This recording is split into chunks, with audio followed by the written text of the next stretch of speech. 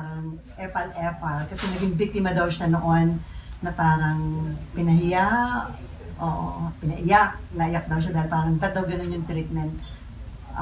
Invited as a resource person pero parang pinapahiya sila. Sino ba nagdrama?